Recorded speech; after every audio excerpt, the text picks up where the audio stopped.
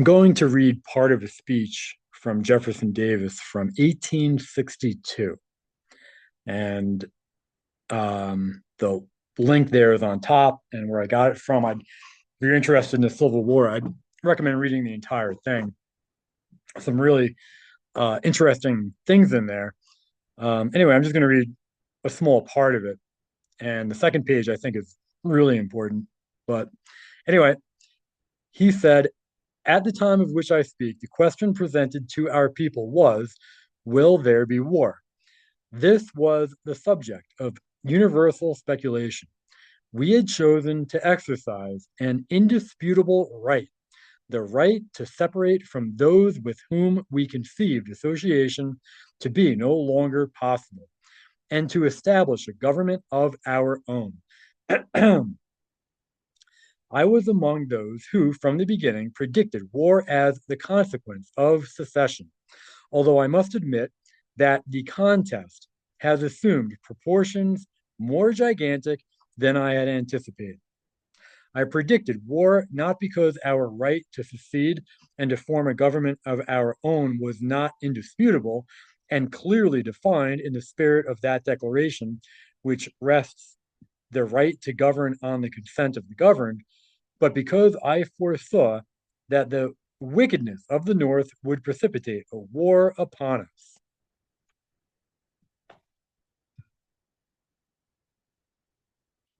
Um, so it says here, you have been involved in a war waged for the gratification of the lust of power and of aggrandizement, for your conquest and your subjugation, with a malignant ferocity and with a disregard and a contempt of the usages of civilization, entirely unequaled in history. Such, I have ever warned you, were the characteristics of the Northern people, of those with whom our ancestors entered into a union of consent, and with whom they formed a constitutional compact. And yet, such was the attachment of our people for that union, such their devotion to it, that those who desired preparation to be made for the inevitable conflict were denounced as men who only wished to destroy the Union. After what has happened during the last 2 years, my only wonder is that we consented to live for so long a time in association with such miscreants, and have loved so much a government rotten to the core. Were it ever to be proposed again to enter into a union with such a people, I could no more consent to do it than to trust myself in a den of thieves. You in Mississippi have but little experienced as yet the horrors of the war. You have seen but little of the savage manner in which it is waged by your barbarous enemies. It has been my fortune to witness it in all its terrors. In a part of the country where old men have been torn from their homes, carried into captivity, and immured in distant dungeons, and where delicate women have been insulted by a brutal soldiery and forced even to cook for the dirty Yankee invaders, where property has been wantonly destroyed, the country ravaged, and every outrage committed. And it is with these people that our fathers formed a union and a solemn compact. There is indeed a difference between the two peoples. Let no man hug the delusion that there can be renewed association between them. So now this is important here, and who do you think he's talking about? He says, our enemies are a traditionless and a homeless race. From the time of Cromwell to the present moment, they have been disturbers of the peace of the world, gathered together by Cromwell from the bogs and fens of the north of Ireland and of England. They commenced by disturbing the peace of their own country. They disturbed Holland, to which they fled, and they disturbed England on their return. They persecuted Catholics in England, and they hung Quakers and witches in America. Having been hurried into a war with a people so devoid of every mark of civilization, you have no doubt wondered that I have not carried out the policy which I had intended should be our policy of fighting our battles on the fields of the enemy instead of suffering him to fight them on ours. This was not the result of my will, but of the power of the enemy.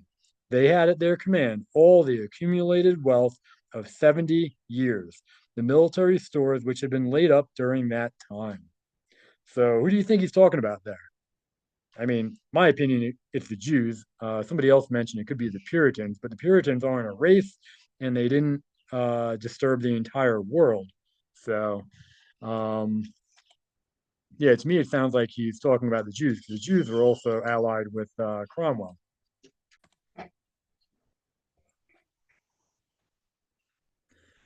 The only expedient, I say, was to call on these gallant men, to ask them to maintain their positions in front of the enemy, and to surrender for a time their hopes of soon returning to their families and their friends.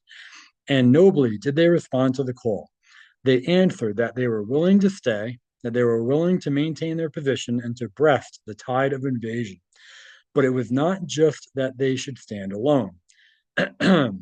They asked that the men who had stayed at home, who had thus far been sluggards in the cause, should be forced likewise to meet the enemy.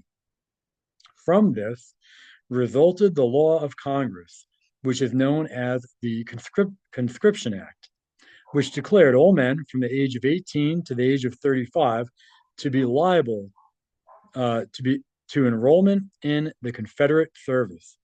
I regret that there has been some prejudice excited against that fact, and that it has been subjected to harsher criticism than it deserves.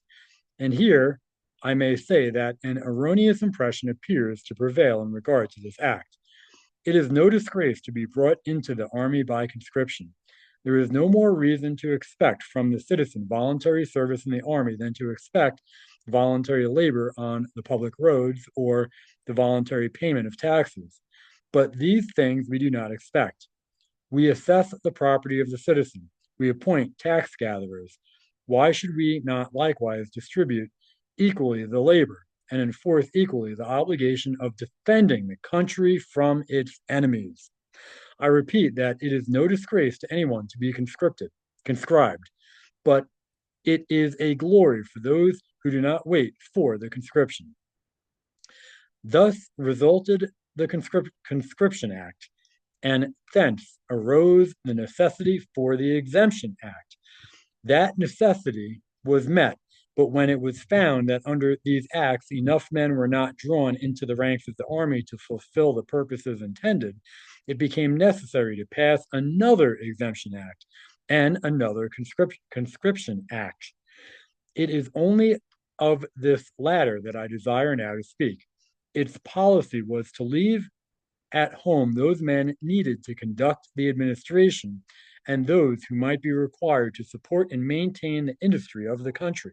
In other words, to exempt from military service those whose labor employed in other vocations might be more profitable to the country and to the government than in the ranks of the army. I am told that this act has excited some discontent and that it has provoked censure, far more severe, I believe, than it deserves. It has been said that it exempts the rich from the military service and forces the poor to fight the battles of the country. The poor do indeed fight the battles of the country. It is the poor who save nations and make revolutions. But is it true that in this war the men of property have shrunk from the ordeal of the battlefield? Look through the army. Cast your eyes upon the maimed heroes of the war, whom you meet in your streets and the hospitals. Remember the martyrs of the conflict, and I am sure you will find among them more than a fair proportion drawn from the ranks of men of property. The object of that portion of the act which exempts those having charge of 20 or more Negroes was not to draw any distinction of classes, but simply to provide a force in the nature of a police force sufficient to keep our Negroes in control. This was the sole object of the clause. Had it been otherwise, it would never have received my signature. As I have already said, we have no cause to complain of the rich. All of our people have done well, and while the poor have nobly discharged their duties, Most of the wealthiest and most distinguished families of the South have representatives in the ranks.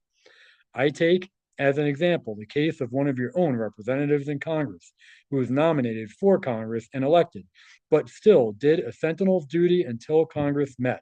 Nor is this a solitary instance, for men of the largest fortune in Mississippi are now serving in the ranks. In considering the manner in which the war has been conducted by the enemy, nothing arrests the attention more than the magnitude of the preparations made for our subjugation. Immense navies have been constructed, vast armies have been accumulated for the purpose of crushing out the rebellion. It has been impossible for us to meet them in equal numbers, nor have we required it. We have often whipped them 3-1, and in the eventful battle of Antietam, Lee whipped them 4-1. But do not. So, anyway, then continuing, the issue before us is one of no ordinary character. We are not engaged in a conflict for conquest or for aggrandizement or for the settlement of a point of international law.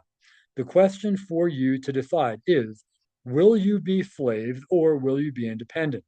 Will you transmit to your children the freedom and equality which your fathers transmitted to you, or will you bow down in adoration before an idol baser than ever was worshipped by Eastern idolaters? So that another reference to Jews there? Nothing more is necessary than the mere statement of this issue. Whatever may be the personal sacrifices involved, I am sure that you will not shrink from them whenever the question comes before you. Those men who now assail us, who have been associated with us in common union, who have inherited a government which they claim to be the best the world ever saw, these men, when left to themselves, have shown that they are incapable of preserving their own personal liberty. They have destroyed the freedom of the press. They have seized upon and imprisoned members of state legislatures and of municipal councils who were suspected in sympathy with the South. Men have been carried off into captivity in distant states without indictment, without a knowledge of the accusations brought against them, in utter defiance of all rights guaranteed by the institutions under which they live. These people, when separated from the South and left entirely to themselves, have, in half a year, demonstrated their utter incapacity for self government. And yet, these are the people who claim to be your masters. These are the people who have determined to divide out the South among their Yankee troops. Mississippi they have devoted to the direst vengeance of all. Quote, but vengeance is the Lord's, unquote, and beneath his banner you will meet and hurl back these worse than vandal hordes. The great end and aim of the government is to make our struggle successful. The men who stand highest in this contest would fall the first sacrifice to the vengeance of the enemy in case we should be successful, right? So is that kind of like a de-Southern program, kind of like the denazification program, right? The way the war was fought against the South was similar to the way the war was fought against Germany and Europe in World War II, except that war, World War II, was obviously on a way more massive, I mean, worldwide scale compared to this war, which was just in the North American continent or just in the US. But the people that waged it against the South were the same people that waged it against Germany and Europe and Japan. So, yeah, it's interesting to correlate the two. But anyway, I thought that Jefferson's speech was interesting here. And you should definitely pull up the entire speech and read it. So.